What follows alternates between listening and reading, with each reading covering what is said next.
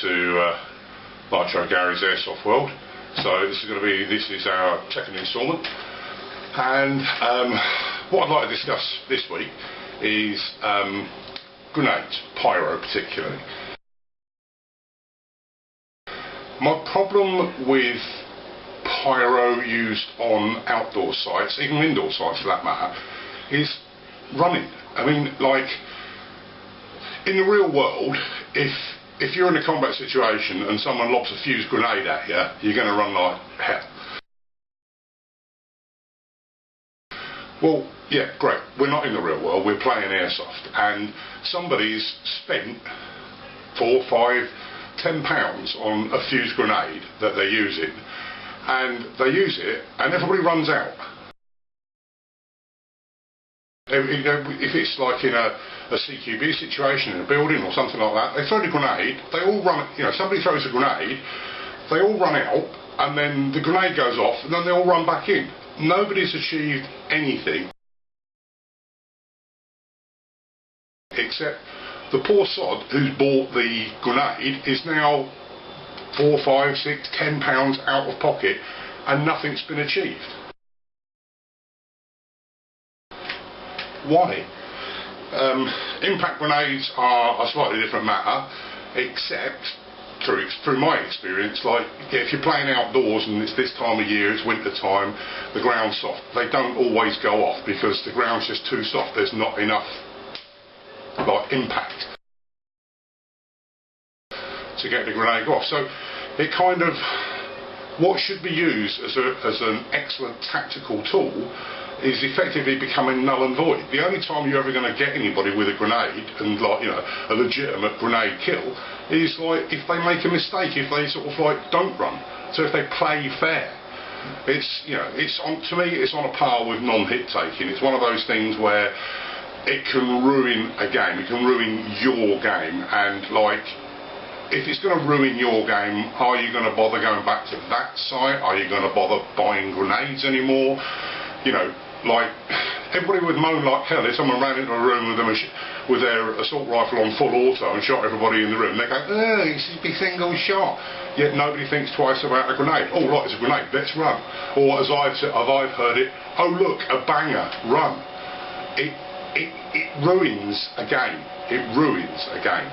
The only way you can use a grenade tactically in that instance is to throw the grenade, then stand outside with your gun on full auto and shoot everybody that comes out. Then they'd all moan. So, come on guys, let's have like a blanket no run from grenade. I played at Rift over at Comms 3, and like they operate a no run from grenade, and it works. People use grenades tactically and they get their kills and everybody's happy and the people are happy to take their kills. Yet other sites I go to, everybody runs. It's like, it just seems unfair. You know what I mean? It's like you're negating the use of pyro being used properly. Like people use smoke tactically. Obviously they need to know which way the wind's blowing. I've seen that before. They know which way the wind's blowing. They use smoke. It's not to stop the enemy seeing you. It's to help you find cover or change cover. It's just use the things tactically and they work. And the trouble with grenades is people just run away. They run away like girls and not take their hit. It just seems futile to me. It's like the pea grenades, where if you're not hit by a pea then it don't count. Rubbish. You're within 5 metres, it'll blow your eardrums out, blow your eyeballs out your head. You know what I mean? It's like, play the game fair and everybody benefits. I like the use of tactical grenades. The only time I don't like it is like in CQB, where you're playing in a CQB site, an old building or whatever, and people throw their grenade and then they walk in and pick it up again. Wait till it's clear, wait till you've taken the area and then you can go and get it when everybody else has put their hand up and taken their hit and walked out. Not like, oh, stop the game, I need to pick up and grab my grenade. There are so many things with the use of grenades that suck. It's like, play the game and and everybody benefits. It just seems pointless to me.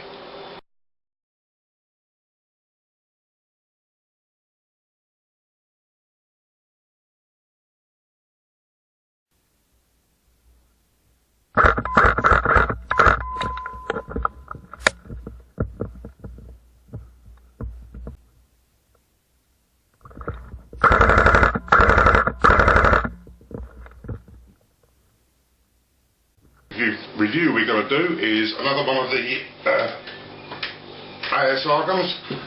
This is my ASK 104. Okay, obviously it's an M4A2, got the railed foregrip. Okay, so this is it, and it's as it is. It's box standard. There is nothing I've done to this gun that has improved its performance. All I've actually done is I don't like batteries in the front where you have to pull the collar down and then lever it out, put the battery in, and you can never get the bloody things to go in. If you're trying to do it in a hurry in the field or whatever, you'll pinch your wire and things like that. So what I've done is I've fitted a dummy pet box on it, and I've got a small 1300 milliamp hour battery in there. Obviously it connects by the wire there. I've put a 30-foot grip because I just think it holds the gun more stably. I'll probably change the stock, though I can't actually find anything wrong with the stock, but like a lot of the cheaper guns, everything's a bit loose, nothing really sort of like fits properly. I've got a mid-cap that I use, but it's, you know, they come with a standard P-mag. I think it's still in the box, I've not used it, sort of thing. But other than that, it's just like a pretty cool little gun. It's serviceable. It's got electric blowback. I don't know if you can see this. Obviously, like the slides back, and it looks a bit more realistic, and it creates a bit more noise. So you've got that aspect to it at all. The thing with airsoft guns is you want either one of two things. You either want them to be deaf silent, so you just don't know where the BBs are coming from, or you want it to make a bit of a row, sort of thing, you know. With the popularity of recoil guns, obviously, like, people must like the noise, and like this on full auto is quite good actually. It's fairly noisy, so it adds a certain amount of realism. Comes with the open sight, like the standard Colt 4 sight. You've got an adjustable light for windage and elevation on the back. They're just like, you know, this is just a clip on the Picatinny rail, and everything is sweet. As I say, this is a Ford battery mounted gun. The stock is effectively just a stock in this particular case, though you could probably, I've had one of these before and wired it to the rear and just slip the LiPo in the stock tube, and that seems to work okay. I've also, on my old one, I had like the wider stock where you've got a saddleback stock thing where you put the batteries in either side. Again, it doesn't really affect the use of the gun. It's got the, I don't know what that is, 13-inch barrel. That's a 6.04, I believe, which comes standard on ASP guns, which is, you know, it's not a tight bore, but it's not the standard wide bore. So everything does seem to be fairly accurate. I got this from Taiwan Gun in Poland, and like, you just request it. I think they come as standard at about 400 feet per second, so I asked for it to be downgraded. They downgraded to 1 joule, which is 330 feet per second, which works fine. It's like, you know, I'm not a power junkie. I don't understand why people are. We don't, you know, like we're playing with BB guns, you know what I mean? We're firing 6mm plastic BBs. You don't, you know, like, more FPS will probably give you more range, but it's definitely not going to give you more accuracy unless you get into tight bore barrels, like, you know, good, you know, higher quality hop units, better rubbers, R-hops, P-hops, whatever, all the bits and pieces that people do to their guns, which I'm a great fan of. I understand that, but it's, you know, it's not what it should be about. What this hobby should be about is getting people playing. Yeah, there are, you know, there's a hardcore of people who play airsoft who will do whatever they've got to do to make their gun just that little bit better. And most of it's psychological. However, there is a philosophy, there is like a school of thought where the bloke with the most expensive gun is the best player. It's just not true. You know what I mean? Like, you know, the guys there are lots of guys out there. It's, you know, it's all about luck. It's like the way the wind blows and things like that. It's not necessarily about how much money you spend on your gun. So anyway, so this is the ASK AS104.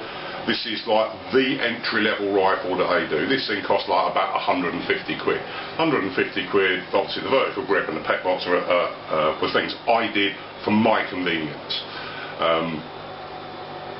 They work admirably. You know, to be fair, I mean, the only thing I've ever had go wrong with an ASR gun is the spring on the blowback.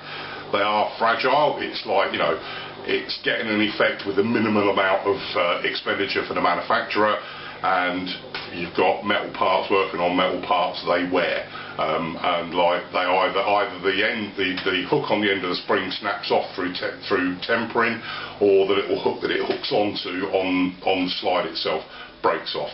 If that breaks off, you've got to buy a new slide bit, but they come with a new spring anyway. But I invariably, when the spring breaks, which it will, when the spring breaks, I bought some replacement springs from like one of these shops where you buy them in like a pack of 20 or whatever, and they work fine. And in actual fact, they're a little bit softer than the standard spring, so they put less strain on everything because everything's a little bit lighter. But other than that, this is a fantastic gun. It's got like multi-positional stock. Standard motor is fine. I'll put it on. I use lipos. Right? I use lipo batteries for the trigger response. It's nice and crisp and all the rest of it. With nickel metal hydrides, you've always got that. It ramps up the power, so and then it goes sort of thing. You know, to give the sound effects there.